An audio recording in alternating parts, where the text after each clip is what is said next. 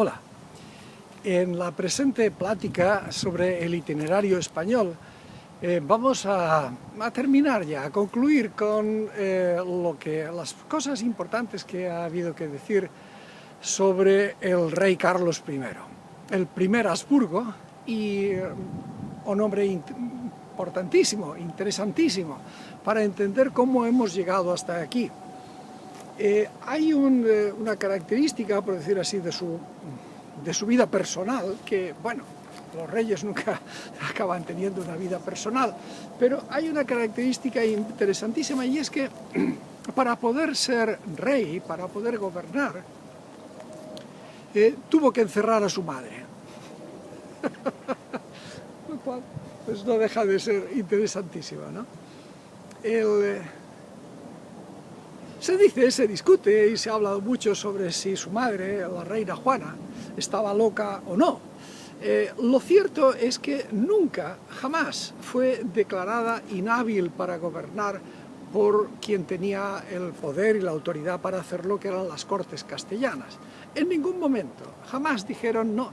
Y de hecho, mientras ella vivió, todos los decretos y los documentos que debían ser firmados por el rey eran firmados simultáneamente por la reina Juana y por su hijo el rey Carlos. Todos, absolutamente todos. Quizá falsificaban su firma, qué sé yo. Es decir, pero el caso es que al menos en los documentos está puesto ahí. Carlos y Juana.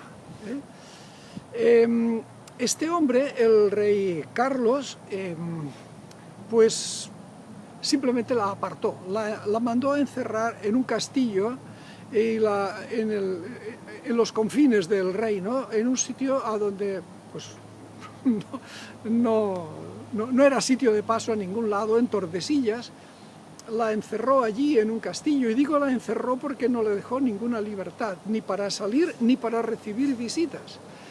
Y la persona que estaba a su cargo pues actuaba más como un carcelero que como una especie de guardián o protector o cuidador o algo por el estilo. Todo esto es muy curioso. Siempre me he preguntado por qué era necesario mandarla a un sitio lejano y además sin posibilidad de recibir visitas. Bueno, cabe la posibilidad, y no me parece nada extraña, de que la intención fuera que nadie pudiera comprobar de que en realidad sí tenía capacidad para gobernar.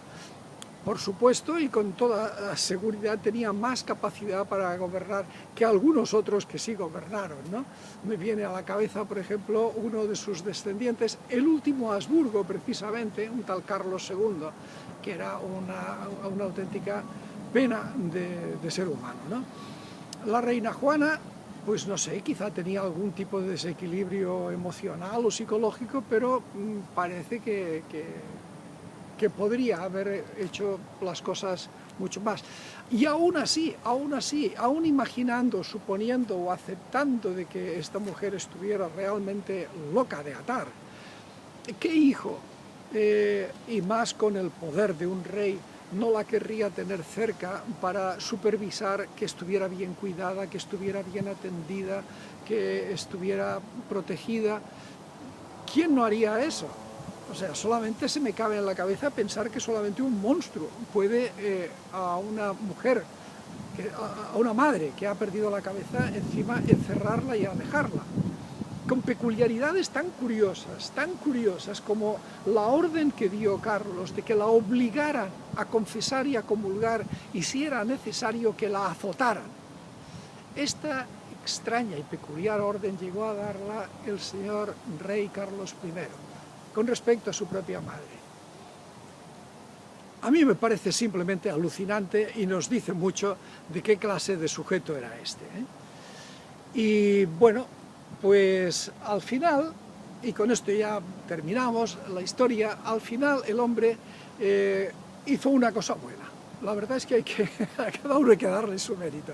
Al final hizo una cosa buena, que fue que hizo heredero, o mejor dicho, que se las arregló para que el título de emperador supongo que pagando lo que fuera necesario, fuera a parar a su hermano, Fernando, el que había sido educado en España y aquel que presuntamente tenía más el favor de la opinión de los españoles, como más próximo.